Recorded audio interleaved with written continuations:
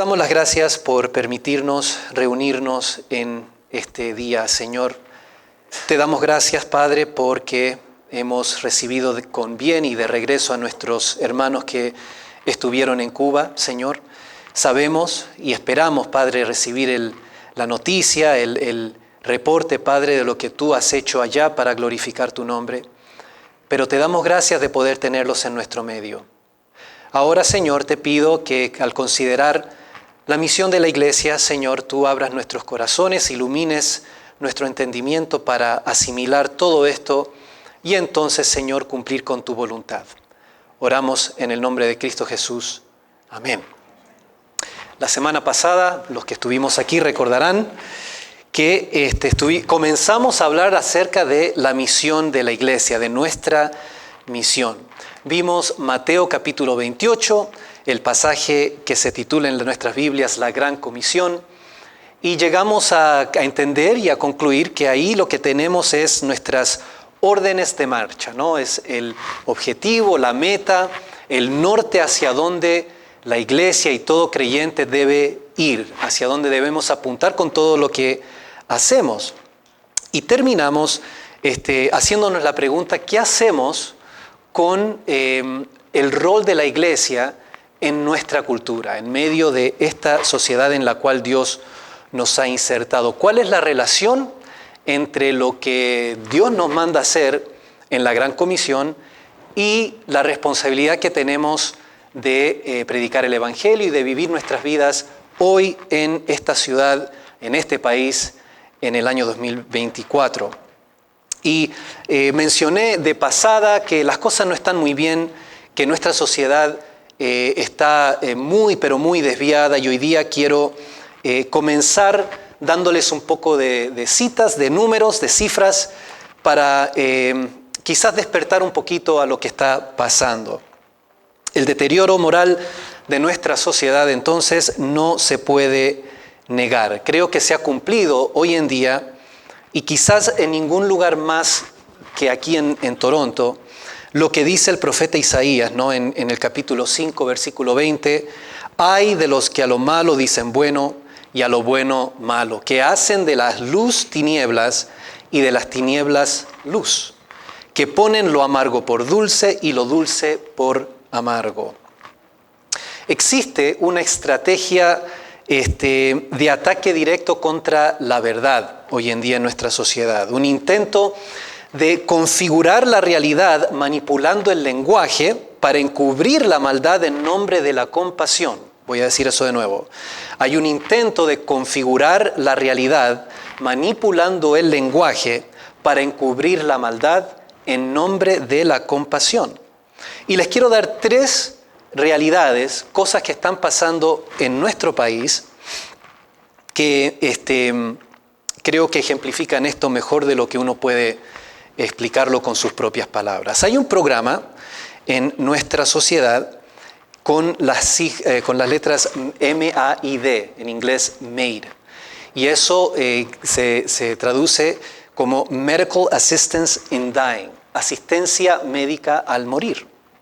Este es un programa de eutanasia subvencionado por el gobierno federal de Canadá y está diseñado para personas con una condición médica grave e irremediable, y si dicha condición es solamente un problema de salud mental, en otras palabras, la persona enferma dice que está depresiva o que no quiere vivir más, y cuando se le hace un análisis, ven que no es que está sufriendo de cáncer, ni que tiene ninguna de ese tipo de enfermedades, sino que es simplemente un asunto mental. El gobierno ha tenido por obligación, porque ha habido mucha presión, que tardar el acceso a este programa de esas personas al 2027. Están dando un tiempo para que la sociedad se vaya acostumbrando a esta idea. El hecho es que en ese caso de personas, con tal de que el individuo diga que no se siente bien y que quiere morir, entonces el gobierno va a pagar para matar a esa persona, para cometer suicidio. Para que tengan una idea, en el 2022 hubieron 13.241 personas que usaron este servicio, lo cual es aproximadamente 4,1 de todas las muertes en el país. La cosa es que, y van a ver que esto es un común denominador en los otros casos, es el uso del lenguaje. Asistencia médica al morir. No te dicen, vamos a pagarte tu suicidio, no te dicen no te están diciendo que la realidad es que quieren que te mueras, porque eso es. Ni tampoco nos están diciendo a todos que nosotros participamos con nuestros impuestos en eso.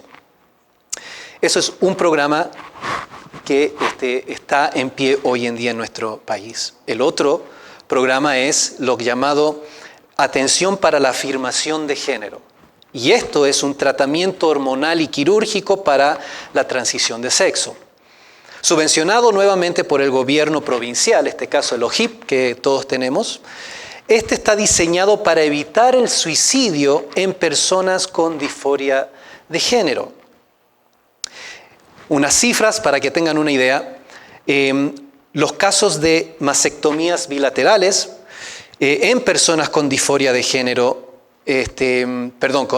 con disforia de género, en las cirugías de reasignación de sexo surgieron desde de 536 en el 2018, sí, a 985 en el 2022 y 2023. Eso es casi un incremento del 100% en unos pocos años. Y estamos hablando de chicas, jovencitas, de un promedio de edad de 14 años hasta creo que 18, es esta estadística, que deciden entonces mutilarse y cortarse los senos para verse más como varones. Eso es lo que es esta cirugía, aparte de todo el tratamiento hormonal que lo que busca es bloquear la pubertad en los jóvenes. Este programa está implementado en las escuelas, así que cuando el chico ve y decide en su mente que su cuerpo no encaja con su identidad de género, lo único que tiene que decirles al maestro o a la maestra en la escuela, y entonces empieza el proceso donde a este chico se le pasa a un counselor, a un consejero, y entonces se le empieza a dar esta terapia. A los padres no es necesario avisarles, no hay ninguna ley, no hay ninguna obligación por parte de los maestros de tener que informar a los padres que el chico o la chica ha tomado esa decisión. De hecho, se anima a no decirle a los padres por miedo de que los padres traten de frenar este procedimiento que el chico o la chica quiere hacerse a sí mismo. La ideología de género, entonces, tan promulgadas en las grandes instituciones, sobre todo en los medios de comunicación, ha generado toda una industria en base a la mutilación y la castración química, especialmente de adolescentes. Eso es el programa, pero el nombre que lleva es Atención para la Afirmación de Género. Muy inofensivo, ¿verdad? Es una ayuda, y es una ayuda que queremos darle a un sector que está sufriendo mucho. Queremos evitar que se suiciden. Dicho sea de paso que las estadísticas demuestran que tristemente no ayuda en el suicidio. Estas personas que después que se hacen la cirugía y hacen la transición, en gran mayoría siguen cometiendo suicidio, y la razón es lógica, porque una vez que empezaste en este camino infernal de la hormonización y de las cirugías, te vuelves dependiente de todo tipo de químicos, de las hormonas, no puedes tener hijos, en muchos casos no puedes experimentar el clímax en el acto sexual. O sea, es una vida de neta frustración y un infierno. Pero eso es lo que se está entonces subvencionando. Estamos nosotros con nuestros impuestos subvencionando esto. Y por último, el último caso es lo que se llama derechos reproductivos. Derechos reproductivos. Y esto es el tema del aborto. En nuestro país, a diferencia de muchos otros, no existe restricción alguna para el aborto. No hay un tiempo, no hay un límite donde la mujer pueda acceder a este tratamiento o a este servicio. Aquí la criatura puede ser aniquilada en cualquier minuto del embarazo. también subvencionado por el gobierno provincial y protegido por la Constitución de nuestro país. El feminismo, tristemente, entonces se ha apoderado del etos político porque no hay ningún político que quiere tocar esto. El político más conservador en el partido más de derecha no se va a atrever a tocar este tema en la conversación política. Y ha costado miles de millones de vidas entonces, o millones de vidas inocentes durante todo este tiempo. Desde el 89 aproximadamente 3.3 millones de abortos se ha cometido y en promedio eso es como 103.000 aborciones al año, y eso es solamente en el sector público. No está contando las clínicas de aborción privadas, que son muchas, donde también se hacen este tipo de, asesinato, infanticidio, es lo que es. De nuevo, es un derecho reproductivo donde toda la campaña política se enfoca en la decisión de la mujer, pero nadie hace la pregunta, ¿y qué del derecho del feto, del bebé, verdad? Del ser humano que se está gestando en ese vientre. No quiero deprimirlos, pero esa es la situación en la cual nos encontramos. Ese es el día a día en nuestro país. Eso es lo que nuestros líderes políticos esa es su campaña, toda su agenda va en esta dirección, y entonces si uno se digna en decir algo negativo con respecto a esto, inmediatamente viene la presión por las partes de los medios, la cancelación, cosas que algunos de nosotros está bien, conocemos bastante esto. La cosa es que este avance abrumador del progresismo en las últimas décadas ha dejado una gran incógnita en la mente de muchos cristianos, y es ¿dónde ha estado la iglesia durante todo este tiempo? La presión ejercida por los llamados guerreros de la justicia social, que han infiltrado todas las instituciones en Occidente, ha creado una gran necesidad en el mundo evangélico, especialmente en los jóvenes evangélicos, de responder adecuadamente a la amenaza del progresismo. Y entonces hay una necesidad, y ha existido esta necesidad por varias décadas ahora. Entonces, en medio de esto, y tras lo que algunos han determinado es un escapismo que se ha cometido por parte de grandes números de cristianos y de las grandes denominaciones que no quieren tocar estos temas y no han querido intervenir en este asunto de la política, que no se quieren meter en la llamada batalla cultural. Hay un sector, sí, del mundo evangélico que ha cobrado bastante fuerza en esta última década, porque precisamente ha llenado esa necesidad, esa inquietud, que muchos de nosotros, al ver el mundo en el cual estamos, nos hacemos la pregunta, bueno, pero ¿qué estamos haciendo como iglesia? Y ese grupo son los denominados teonomistas. La palabra teonomista o teonomismo quiere decir ley de Dios. No voy a entrar en una explicación de lo que ellos creen, sus doctrinas, sus pasajes. Lo que quiero que entendamos es lo que ellos dicen y lo que están haciendo. Así que voy a leer dos citas de dos organizaciones, una de ellas basada aquí en la ciudad de Toronto, de grupos que abordan esta teología, ¿no? Dice así: la iglesia, rica en erudición teológica, se ha quedado en santuarios académicos y torres de marfil, fallando al intentar traducir sus grandes doctrinas a una apologética tangible y práctica. Nosotros cubrimos ese espacio. Aquí, la profundidad teológica no es un fin en sí mismo, más bien es un medio para enfrentarse con temas culturales contemporáneos para la gloria de Dios y la expansión de su reino. Nuestra misión es cultivar pensadores capaces de articular y aplicar verdades cristianas en los desafíos sociales contemporáneos.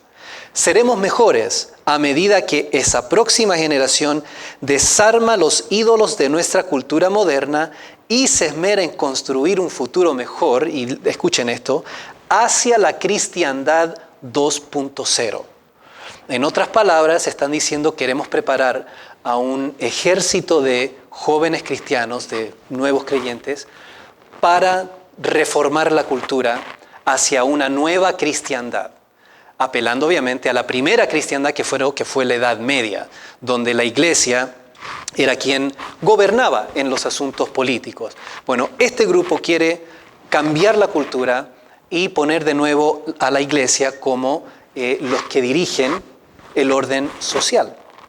Y no están haciéndolo de forma encubierta, son bien abiertos, te dicen esto es lo que queremos hacer. Y otra cita un poquito más corta de un teólogo muy conocido, Douglas Wilson, dice así: la misión asignada a la iglesia en la Gran Comisión es la erradicación de la idolatría en todo el mundo. Ahora, vimos la Gran Comisión la semana pasada y quizás usted se preguntará, bueno, yo no recuerdo haber leído eso cuando vimos Mateo 28, eso de erradicar la idolatría en todo el mundo. Y si nos ponemos a pensar un poquito, ¿qué es lo que implicaría erradicar la idolatría en todo el mundo? Bueno, lo que implicaría es ejercer una prohibición masiva del ejercicio de cualquier otra religión que no sea el cristianismo evangélico. Y el cristianismo evangélico reformado, porque ellos son reformados. O sea, sería una aplicación de la fuerza política descomunal, como en la Edad Media, que eso fue lo que pasó, ¿verdad? Tristemente estos hermanos, y son personas calvinistas en su teología, reformadas. He podido ver e investigar un poquito cuáles son los asuntos que enseñan en sus iglesias y son muy parecidas a cualquier otra iglesia, pero tienen un objetivo final que es diferente al de, por lo menos lo que nos dice Mateo, ¿verdad? Al decir este tipo de cosas se pueden imaginar por qué hay muchos en la sociedad y en la cultura que a esto en Estados Unidos le llaman nacionalismo cristiano, Christian nationalism, y se les ponen los pelos de punta, ¿no?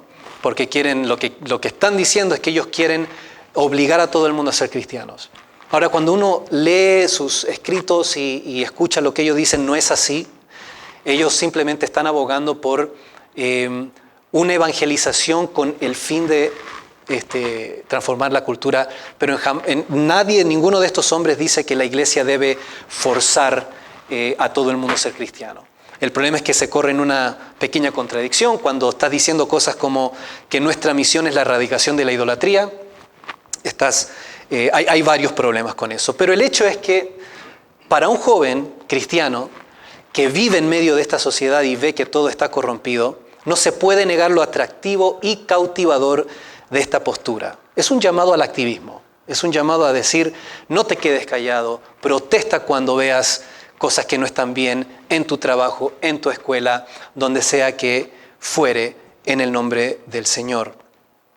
Y eso se hace atractivo sobre todo cuando las alternativas que la gente ve, ¿no?, en la iglesia contemporánea son la locura del sector carismático, que está haciendo cualquier cosa menos esto, y por el otro lado la pasividad e incluso aislacionismo del sector tradicional por el otro, donde simplemente no queremos tocar los temas políticos. Decimos la política está fuera de la iglesia, aquí vamos a hablar de la Biblia. ¿Qué alternativa ofrece la Biblia con relación al lugar del cristiano en la sociedad? Y aquí entonces entramos en nuestro texto. La tesis de Primera de Pedro es la victoria del cristiano que se manifiesta en la santidad expresada en medio del sufrimiento que recibe de un mundo hostil. Pedro está escribiendo para alentar y fortalecer a una iglesia bajo persecución. ¿Qué tipo de persecución? Bueno, tras la destrucción de Roma por Nerón, cerca del año 64, el emperador culpó a los cristianos para escapar la ira del pueblo. Este hombre, en su locura, decide quemar Roma entera para hacer más espacio para sus proyectos de construcción que él quería hacer. La gente obviamente se indigna, pierde todo y empiezan a buscar culpables. Y lo que hace Nerón entonces es apuntar el dedo a los cristianos, una secta del judaísmo, según ellos lo veían, pequeña, que estaba cobrando fuerza, pero era un grupo muy fácil de apuntar, ¿no?, que no tenía fuerza política de ningún tipo. Así es que se desató la primera persecución sistemática de cristianos en el Imperio Romano, la cual cobró la vida de muchos cientos de cristianos y de los apóstoles Pedro y Pablo también. La tradición nos dice que Pedro tuvo que ver a su esposa siendo crucificada, alentándola con las palabras: recuerda al Señor. Su martirio fue igual, aunque él pidió ser crucificado al revés, no considerándose digno de morir como lo fue su Señor. Recordamos la palabra de Jesús que le dice a Pedro: tú vas por donde quieras, pero va a llegar el día donde serás llevado donde no quieres ser llevado. Bueno, esto es lo que pasó, y eso fue alrededor del 67 y 68 de nuestra era.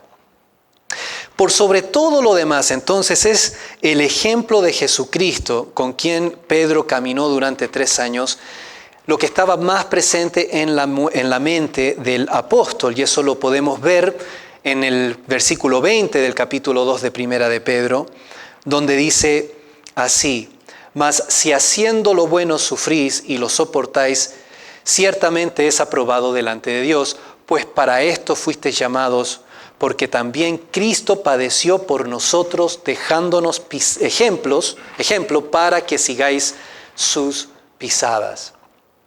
Es el ejemplo de Jesús hacia donde Pedro nos quiere apuntar, hacia donde Él quiere apuntar a la iglesia que está en medio de una gran persecución. Y lo primero entonces que debemos considerar es que estamos muy lejos del tipo de persecución que experimentaron aquellos primeros cristianos. ¿Ya? La relativa liviandad del tipo de persecución que los cristianos experimentamos en Occidente, porque una cosa es que te cancelen de los medios de social media, otra cosa es ver a tu esposa ser crucificada. Son dos cosas muy distintas. Tenemos que, esto nos debe motivar no a quedarnos callados, sino a ser un poquito más atrevidos a la hora de evangelizar, porque no nos están matando.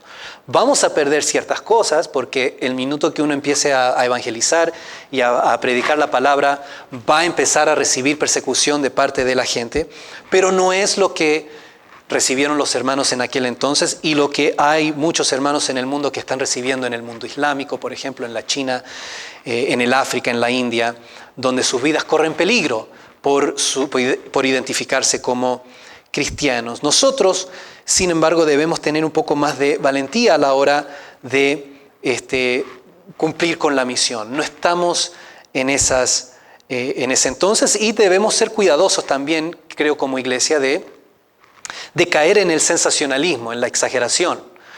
Que vamos a perder la cultura, que van a llegar los comunistas y se van a apoderar del sistema. Ese tipo de cosas los políticos la usan para intimidar y para tratar de asustar a la gente y ganarles el voto. Nosotros debemos ser diferentes en ese sentido y no acudir a ese tipo de estrategia. Debemos predicar el Evangelio y procurar no conformarnos a nuestra cultura que nos ofrece comodidad, prosperidad y entretenimiento a cambio de nuestro silencio. Si empiezas a hablar de nuevo, no nos va a ir bien. Pedro comienza entonces en el pasaje que estamos mirando abordando el tema de la identidad de la iglesia, de la cual procede nuestra esperanza para el futuro y la fortaleza para el presente. Empieza diciéndonos: mas vosotros sois. Y esa conjunción al principio nos obliga a considerar de qué estaba hablando antes Pedro. Cuando leemos del versículo 6 en adelante, es evidente que Pedro compara el estado de los creyentes y de los incrédulos. Mientras que los creyentes gozan de la salvación, los incrédulos solo recibirán ira y retribución de parte de Dios. Usando conceptos del Antiguo Testamento, el apóstol describe 4 privilegios que pertenecen a los cristianos en base a su identidad, a pesar de la persecución en la cual se hallaban. O sea, esto no es decir que todo te va a ir bien, simplemente es recordándonos lo que somos en medio de la persecución. ¿Qué es lo primero que nos dice? Vosotros sois linaje escogido. Linaje escogido. Aquí entramos, nos guste o no, en la doctrina de la elección. el origen de cada creyente en particular, porque estamos hablando de linaje, ¿verdad? Linaje escogido. Bueno, el origen de cada creyente en particular es parte de la elección soberana de Dios. Somos lo que somos porque Dios así lo escogió, nos escogió. La Biblia dice que hemos sido escogidos por Dios desde antes de la fundación del mundo, Efesios 1:4. Hemos sido escogidos para ser adoptados hijos suyos, Efesios 1:5. Hemos sido escogidos para buenas obras. De hecho, Pedro empieza su epístola diciéndonos eso. Pedro, apóstol de Jesucristo, a los expatriados de la dispersión, versículo 2, elegidos según la presciencia de Dios Padre en santificación del Espíritu para obedecer, para buenas obras. Hemos sido escogidos para ser como Cristo. Versículos 4 y 5 del capítulo 2 de Primera de Pedro nos dice lo mismo. Acercándonos a Él, piedra viva, desechada ciertamente por los hombres, mas para Dios escogida y preciosa, vosotros también como piedras vivas sed edificados, etcétera, etcétera. De igual forma que Cristo fue escogido como es aquella piedra del ángulo, nosotros también hemos sido escogidos no como piedra de ángulo, pero también como piedras para entonces ser edificados en este templo de Dios. Y hemos sido escogidos también, Romanos 9:23, para gloria eterna. Hemos sido escogidos. De allí parte todo. Nuestra línea como cristianos parte de la elección soberana de Dios desde antes de la fundación del mundo. Segundo, somos real sacerdocio. El sacerdote era un individuo apartado por Dios para ejercer el ministerio de la adoración. De nuevo, todo esto tiene su raíz en el Antiguo Testamento. Su enfoque era la santidad de Dios y todo lo que hacía, todas sus vestimentas, todo el rito, debía enfocarse y debía reflejar eso, la santidad de Dios. Y entonces en los versículos 4 y 5 del capítulo 2, Pedro recoge la idea del templo junto con la idea del sacerdocio y lo aplica directamente a la iglesia. Nosotros somos este real sacerdocio, nosotros somos el templo de Dios. Añade el término real sacerdocio. ¿Por qué? Bueno, porque apunta a la adopción a la familia de Dios. Somos hijos de Dios. Y como hijos de Dios, entonces también hemos sido llamados a este sacerdocio espiritual. En el capítulo 1 de Primera de Pedro, versículos 14, dice, como hijos obedientes, no os conforméis a los deseos que antes teníais estando en vuestra ignorancia, sino como aquel que os llamó es santo, sed también vosotros santos en toda vuestra manera de vivir, porque escrito está, sed santos porque yo soy santos. Y si invocáis por Padre a aquel que sin acepción de persona juzga según la obra de cada uno, conducíos en temor, esa palabra de nuevo va a tener implicaciones más tarde, todo el tiempo de vuestra peregrinación. Somos hijos de Dios, pertenecemos a la familia de Dios, tenemos estatus de realeza en ese sentido en nuestra unión con Dios y hemos sido llamados para ser sacerdocio santo. Linaje escogido, real sacerdocio, nación santa. Esta es la misma palabra que usa Mateo, ¿se acuerdan que tienen que ir a todas las naciones? La misma palabra, etne, de donde nosotros sacamos la palabra etnia. Somos una etnia santa. ¿Qué quiere decir santidad? Bueno, separación, sin relación alguna con el pecado.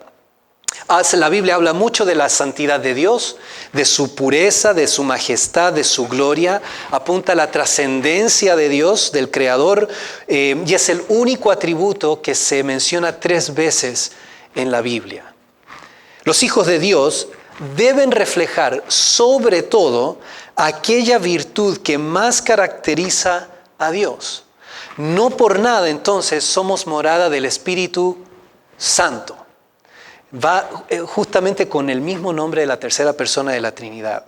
Somos llamados a ser santos. Somos una nación santa, una etnia santa que debe caracterizarse precisamente por esa santidad. Y por último, somos pueblo adquirido por Dios. Esa palabra adquirido quiere decir posesión comprada. es cuando en este sentido habla de la redención, habla del hecho de que Dios nos compró, y el versículo 18 y 19 del primer capítulo nos va a decir el precio de dicha compra que hace Dios, sabiendo que fuiste rescatado de vuestra vana manera de vivir, la cual recibisteis de vuestros padres, no con cosas corruptibles, como oro o plata, sino con la sangre preciosa de Cristo, como de un cordero sin mancha y sin contaminación. Esto implica seguridad, cuidado para la iglesia como patrimonio del Rey. En otras palabras, nadie nos puede tocar, no nos va a pasar nada. Estamos completamente seguros porque le pertenecemos a Dios. Y cualquier persona que atente contra nosotros va a tener que dar cuentas a Dios, al Señor de la iglesia. Y entonces Pedro nos está pintando una imagen de lo que es nuestra identidad, pero también nos va a hablar de lo que es nuestra vocación. Porque va a decir que hemos de anunciar las virtudes de aquel que nos llamó, aquel que os llamó.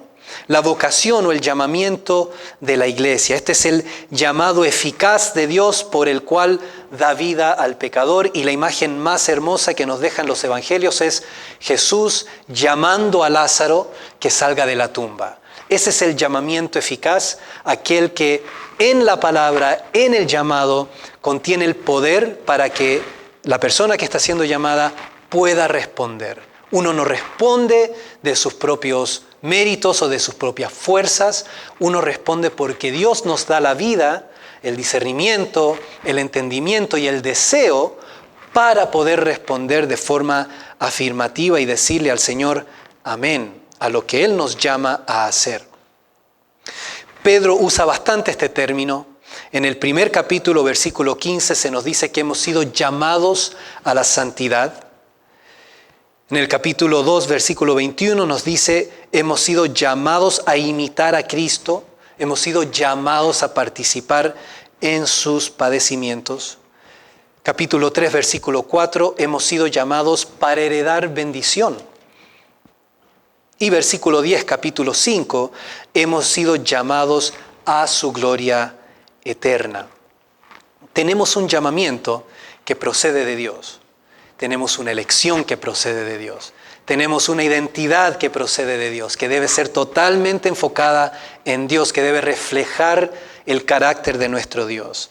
Y todo esto entonces nos dice Pedro que es para que anunciemos las virtudes de Dios, para anunciar quién Dios es. Y la palabra ahí, anunciar, tiene la palabra ángel en ella, y lo que quiere decir es ser mensajero, demostrar, divulgar, publicar. No se trata simplemente de hablar, va más allá.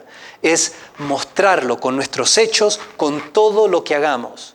Debemos anunciar las virtudes de Dios. Entonces, el pueblo de Dios históricamente debe identificarse por una cosa, una palabra que agarra todo lo que hemos dicho, es consagración. Consagración. Debe haber una distinción clara y marcada entre el cristiano y el incrédulo. No debe ser un asunto de externalidades, de religión. Los cristianos vamos a la iglesia, observamos ciertos feriados, mientras que los demás no. No, debe ser un asunto del corazón, de la mente, de nuestra forma de abordar la vida. Nuestra cosmovisión, como vemos el mundo, debe ser completamente diferente a la del mundo. El creyente ve la realidad en términos teológicos y se mueve dentro de esas categorías. Cuando analizamos las noticias, lo vemos a través de esos lentes. Cuando vemos un deporte, lo analizamos a través de esos lentes. Vemos todas las cosas con los lentes de la teología. ¿Por qué? Porque la teología es el estudio acerca de Dios y hemos sido llamados a anunciar las virtudes de Dios. Debemos conocer a Dios, debemos dejarnos transformar por Dios, y a medida que el Espíritu Santo va haciendo su obra, vemos todas las cosas con los lentes de la Biblia. O como nos dice el pastor y nos dicen nuestros maestros, pensamos bíblicamente al analizar todas las cosas. De esa forma, entonces, somos testimonios ambulantes, cartas abiertas, embajadores del cielo, lumbreras en el mundo. Use todos los ejemplos que la Biblia nos da. En el capítulo 3, Pedro nos va a decir en los versículos 14 y 15 lo siguiente: mas también, si alguna cosa padecéis por causa de la justicia, bienaventurados sois. Por tanto, no os amedrentéis por temor de ellos, ni os conturbéis, sino santificad a Dios el Señor en vuestros corazones y estad siempre preparados para presentar defensa con mansedumbre y reverencia ante todo el que os demande razón de la esperanza que hay en vosotros. Y aquí hay varias cosas, pero vamos a anotar un poquito. Primero, la condición para poder aplicar una apologética eficaz es la santidad. Santificad a Dios el Señor en vuestros corazones simplemente quiere decir atesoremos a Dios en el interior, dejando que nos transforme para vivir vidas cristianas, pero el cristianismo serio, no el cristianismo torpe, el cristianismo chacotero, dirían en mi país, un cristianismo poco serio, no, el cristianismo real. Y cuando vivimos de esa forma, entonces podemos estar siempre preparados para expresar nuestro testimonio, para dar explicación cuando la gente nos diga, oye, ¿por qué piensas de esta forma? ¿Por qué no haces esto? ¿Por qué te apartas de esto otro? ¿Por qué esto? ¿Por qué lo aquello? Nuestro estilo de vida va a, creo que, alzar preguntas en las personas de por qué somos como no somos. Ahora, si somos cristianos camuflados, nadie nos va a preguntar nada porque nos vamos a parecer al mundo. Vamos a hablar como el mundo, vamos a pensar como el mundo y nadie nos va a hacer ningún tipo de pregunta. En ese caso no va a haber persecución y entonces uno puede vivir la vida tranquila, aunque no haciendo la voluntad de Dios. ¿Cómo aplicamos todo eso? ¿Cómo debe manifestarse nuestra identidad y nuestra vocación? Pedro va a decir nos va a decir lo siguiente, versículo 11. Yo os ruego como a extranjeros y peregrinos que os abstengáis de los deseos carnales que batallan contra el alma. Y esta frase a mí me encanta, me gusta mucho porque creo que todos nosotros podemos identificarnos de lo que quiere decir ser un extranjero o un peregrino, un inmigrante, un recién llegado, alguien que no está en casa. Eso es lo que quiere decir estas dos palabras. La ciudadanía del creyente no está aquí. La ciudadanía nuestra está en los cielos. Si me acompañan un poquito, vamos a leer un par de versículos porque no quiero que piensen que yo me lo estoy inventando. Efesios 2:19. Efesios 2:19 nos va a decir así. Así que ya no sois extranjeros ni advenedizos, sino conciudadanos de los santos y miembros de la familia de Dios. Esta es la otra cara de la moneda. Somos extranjeros al mundo, pero somos ciudadanos del reino de los cielos. Antes éramos ciudadanos del mundo y éramos extranjeros a las cosas de Dios. Ahora no, ahora ya hemos recibido la ciudadanía. Y eso es una gran bendición. A la ciudadanía, al reino de los cielos. Filipenses 3, 17 al 21. Pablo va a decir lo mismo. Filipenses 3, 17 al 21 nos va a decir así. Hermanos, sed imitadores de mí y mirad a los que así se conducen según el ejemplo que tenéis en nosotros. Porque por ahí andan muchos, de los cuales os dije muchas veces, y aún lo digo ahora llorando, que son enemigos de la cruz de Cristo. El fin de los cuales será perdición, cuyo Dios es el vientre y cuya gloria es su vergüenza, que solo piensan en lo terrenal, nosotros no. Mas nuestra ciudadanía está en los cielos, de donde también esperamos al Salvador, al Señor Jesucristo. Noten lo que no dice Pablo. No dice nuestra ciudadanía está en los cielos y por lo tanto debemos transformar la cultura. No, dice esperamos al Salvador, al Señor Jesucristo. Y Él dice entonces, Él transformará el cuerpo de la humillación nuestra para que sea semejante al cuerpo de la gloria suya, por el poder con el cual puede también sujetar a sí mismo todas las cosas. Dios no nos necesita.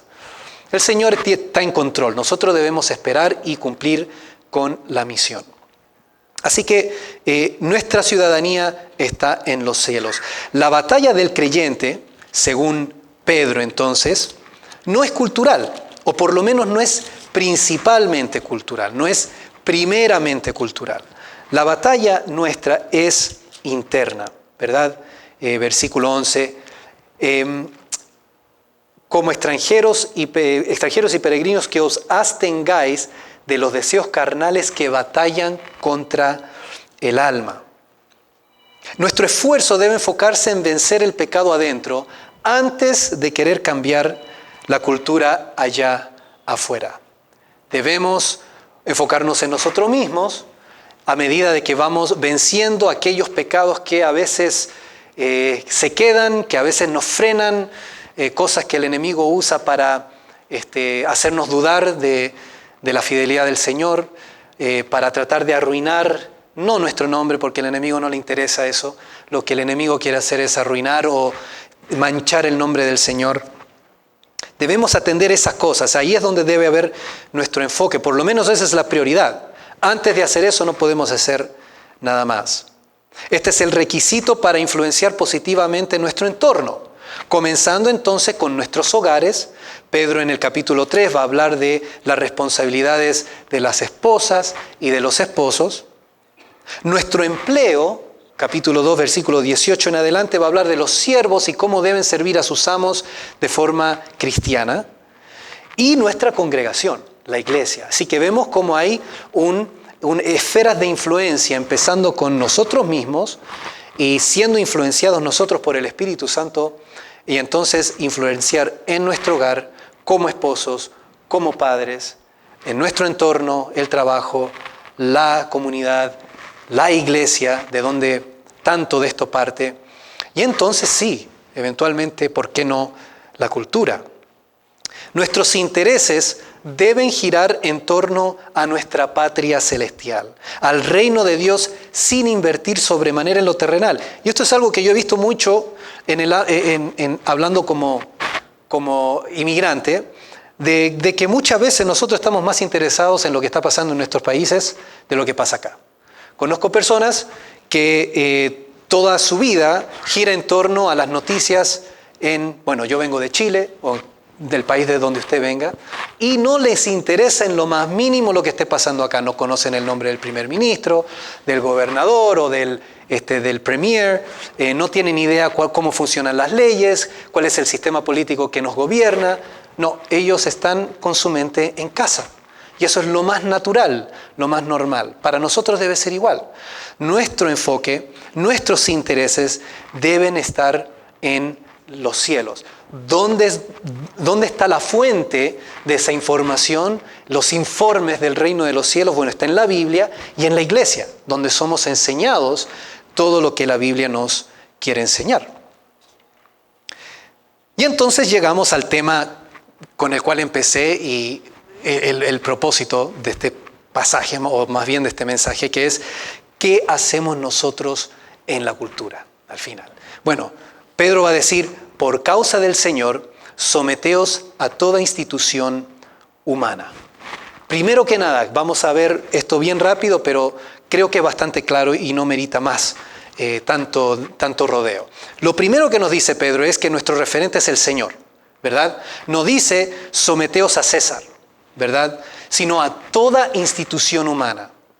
Toda institución humana, no es simplemente el rey, es toda institución humana, pero lo hacemos por causa del Señor. No lo hacemos por ellos, lo hacemos con nuestro referente siendo el Señor. Los gobiernos o los reyes del mundo van y vienen de acuerdo con los planes soberanos de Dios. Lo que la iglesia necesita y lo que tenemos aquí y en el pasaje paralelo que quiero que veamos un poquito en Romanos capítulo 7 es una instrucción de base. Es un principio para todo creyente en cualquier sistema en el cual se encuentre. Ahora recordemos, el monarca o la persona que está gobernando, el rey, es Nerón. O sea, es un Hitler, es un loco que no tiene nada que ver con Dios y con los planes de Él. Sin embargo, Pedro dice, no, sométanse a la autoridad que está de turno. sométanse. Pero es muy pilas, ¿no? Como lo hace Pedro, porque no dice sométanse a César, dicen sométanse a la autoridad, sométanse al rey, es más general, ¿verdad? Vamos a ver por qué lo hace. Segundo, la sumisión a la cual nos llama es un patrón general para el pueblo de Dios. O sea, no se limita a nuestra relación con el gobierno.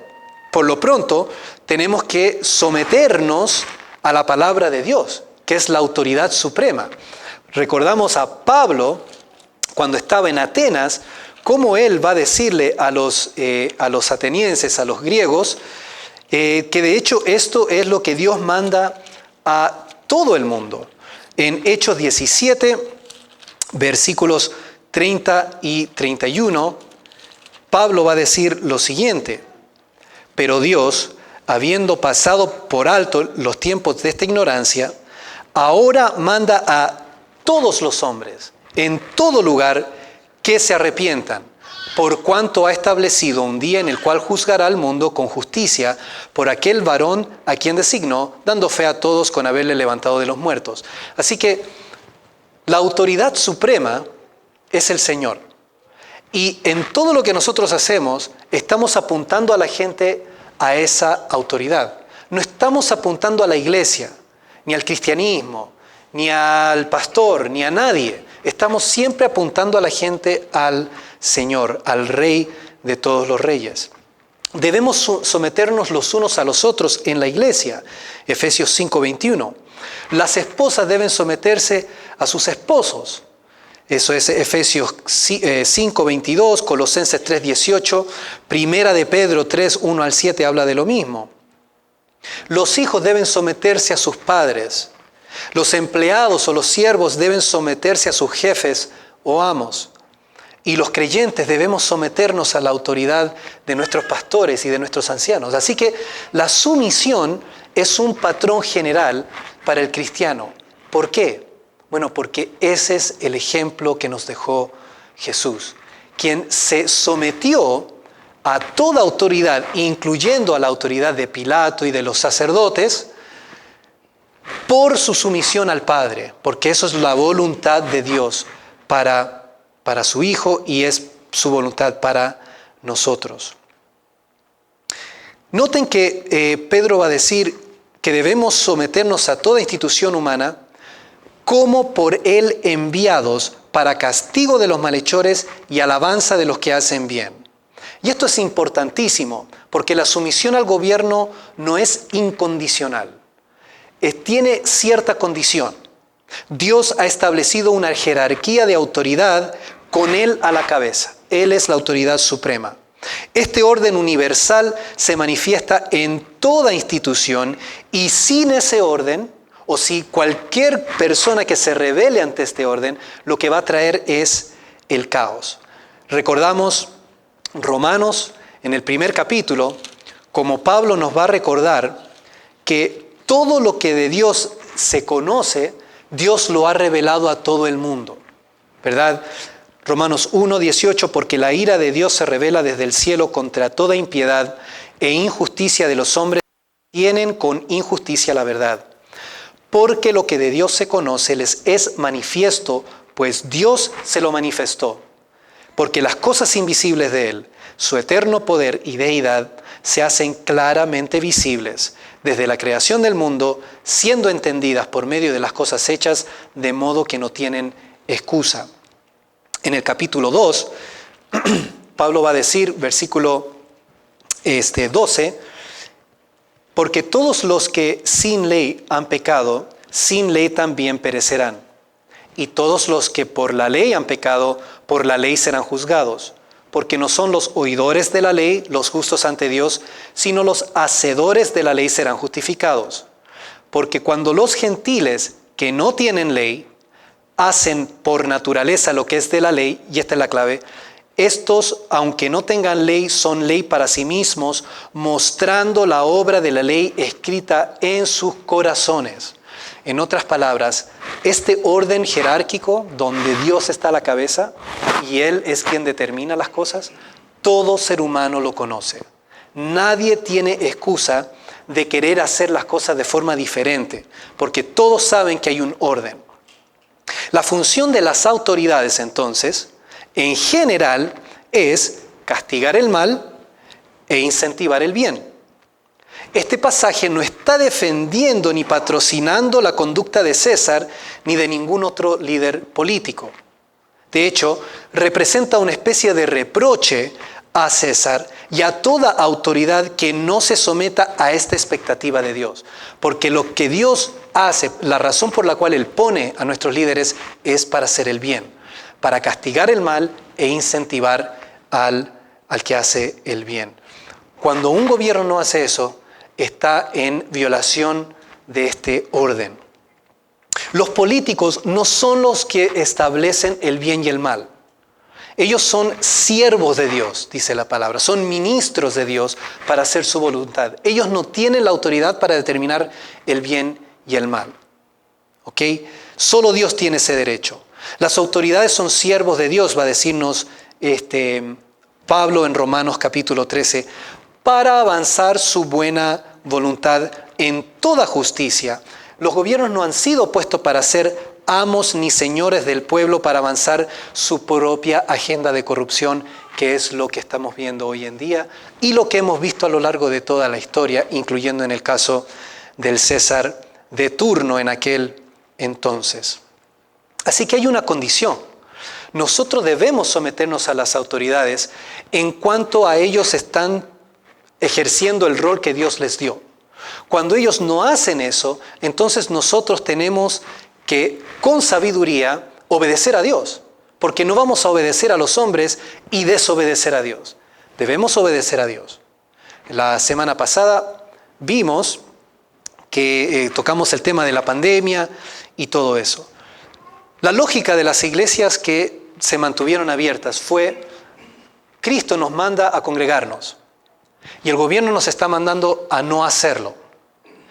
Y la iglesia llega a la conclusión de que lo que el gobierno les estaba pidiendo no era legítimo y presentan su caso. En el caso de la iglesia en California presentaron su caso y cada iglesia tomó su determinación y presentó su caso. Y entonces se llega a la conclusión de que no, nosotros debemos congregarnos porque eso es lo que nos manda el Señor. En ese caso, y cuando uno ve las evidencias que se presentan, yo no veo que esa iglesia esté pecando.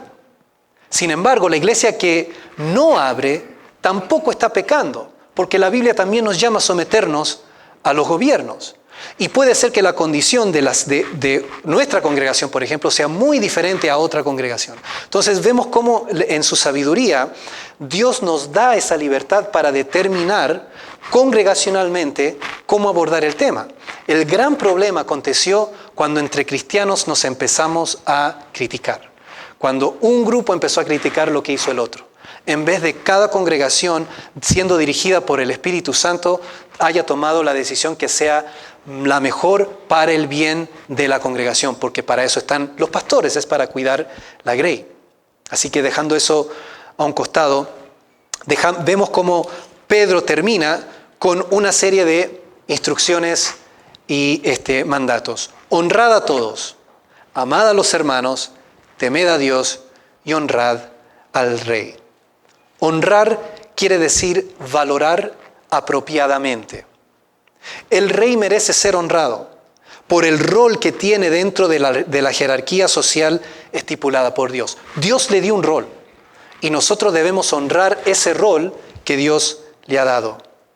Sin embargo, todas las autoridades, llámense el esposo en el hogar, el padre o el profesor, el jefe, el oficial de la ley, el policía, etc., todos deben recibir el justo honor de parte del cristiano. Así que lo que vemos, que es, de nuevo, para mí esto es fascinante, vemos que lo que está haciendo Pedro es no alzando al César por encima de todos.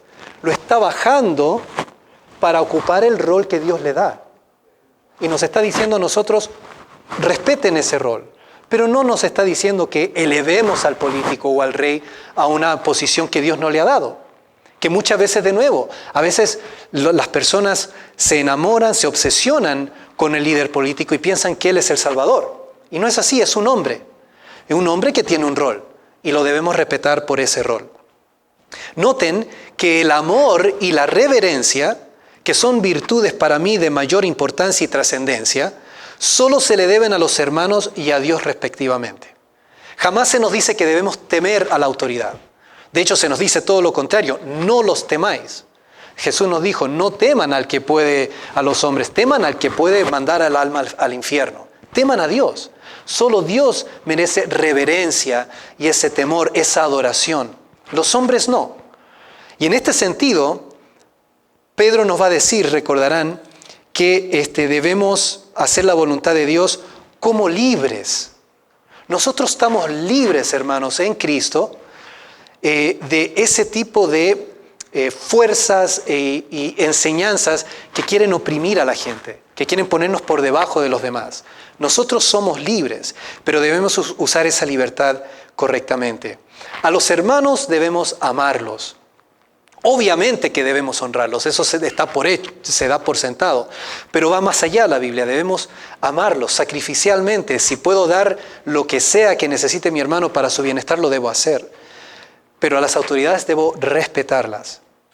Así entonces Pedro está poniendo a César en su lugar, como un hombre con la autoridad de gobernar, pero no de atemorizar y reprimir a sus súbditos, ni mucho menos de recibir adoración, que dicho sea de paso, es lo que César demandaba.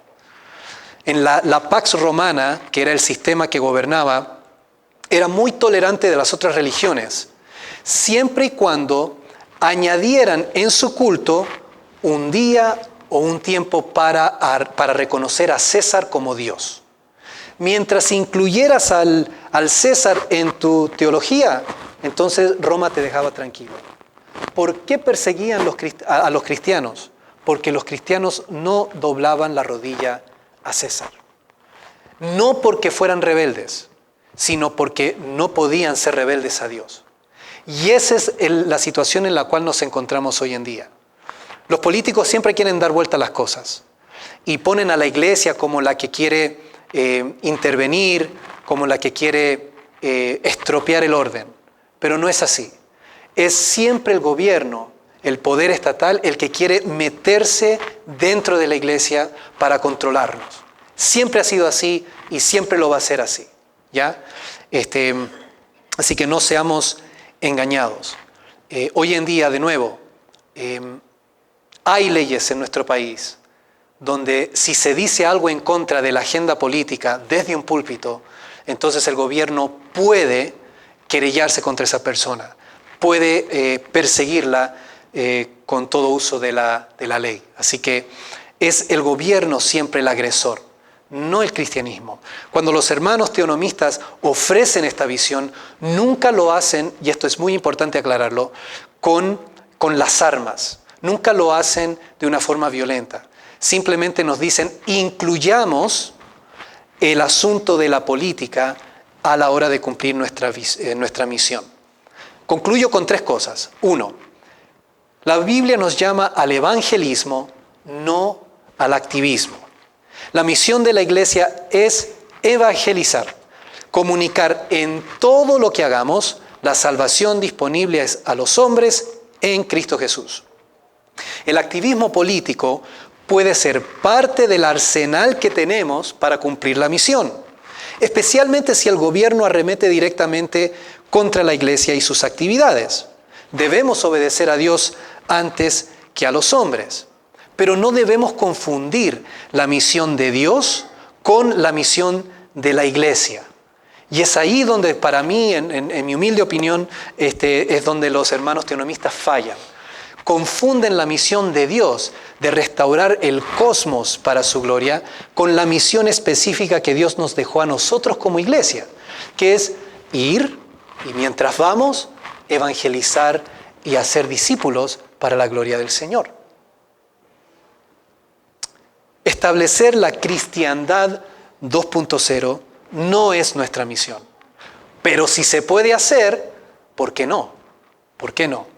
Ahora, hay aquí, y no puedo evitar decir esto, pero han habido intentos en la historia de establecer la cristiandad.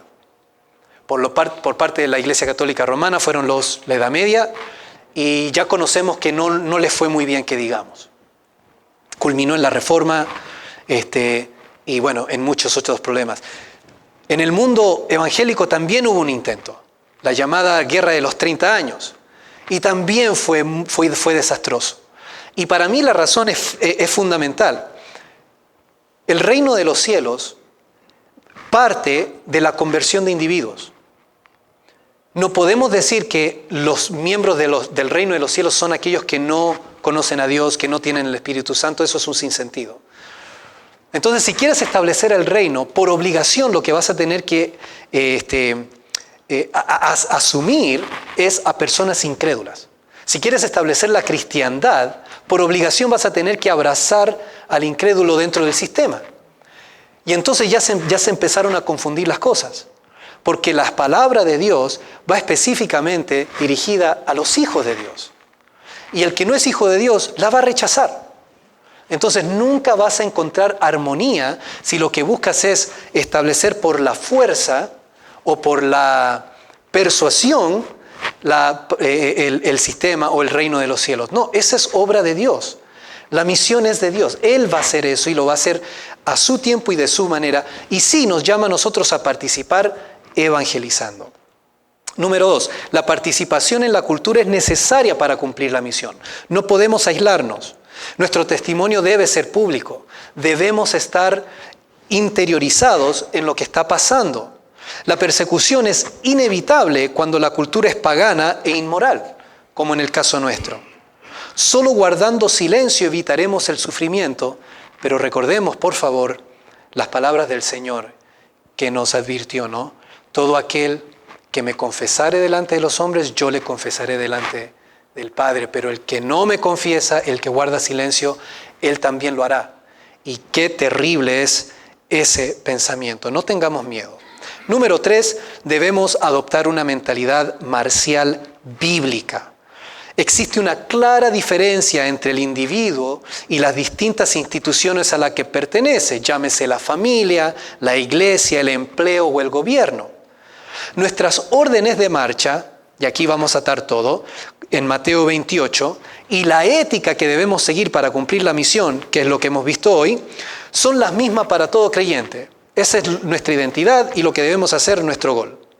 Pero hay mucho campo de acción dentro del cual podemos maniobrar. En otras palabras, lo que podemos hacer como individuos es distinto de lo que podemos hacer como iglesia. Y si Dios levanta a un William Wilberforce en una congregación, ¿verdad?, para llevar el ministerio y su testimonio al parlamento inglés, ¿por qué no apoyarlo? Si Dios ha levantado a esa persona para hacer eso. Estratégicamente, la iglesia debe aprovechar todo recurso provisto por Dios para avanzar la agenda evangelística en toda área disponible. Entonces no debemos cerrar los ojos y quedarnos en nuestra burbuja. Debemos ser más estratégicos.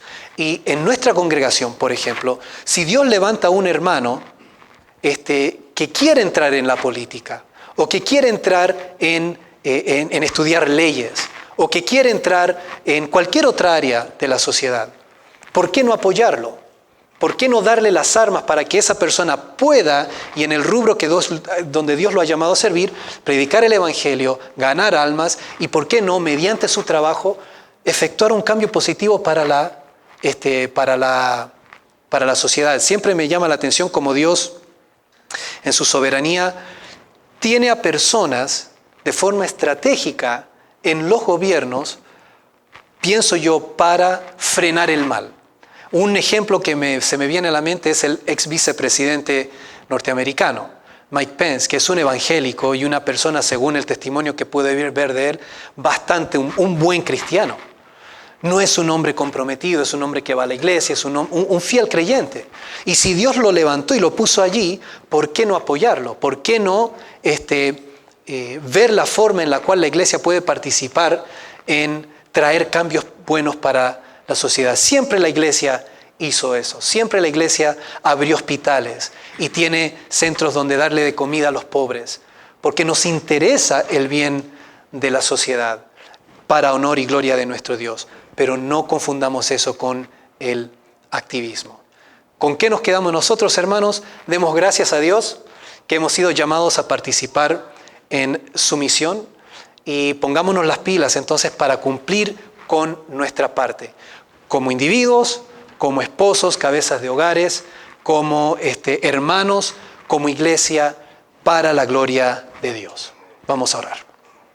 Amado Padre, te damos las gracias, Señor, por este tiempo. Bendice, Señor, este mensaje a los corazones de cada uno de nosotros y danos, Señor, la valentía, el coraje, Señor, para no avergonzarnos de ti, Señor, para ser atrevidos a la hora de predicar el Evangelio en todo amor, Señor, y para ser aún más esmerados, Señor, a la hora de vencer nuestros pecados, Señor, y andar en santidad, para que la gente se dé cuenta, Padre, que hay Dios en el mundo, que tú eres nuestro Rey, y nos hagan las preguntas, para que indaguen de por qué estamos en paz, por qué no participamos en la corrupción, por qué tenemos las opiniones que tenemos. Señor, glorifica tu nombre en nuestras vidas, en nuestros hogares y en nuestra iglesia, porque te lo pedimos en el nombre de Cristo Jesús. Amén.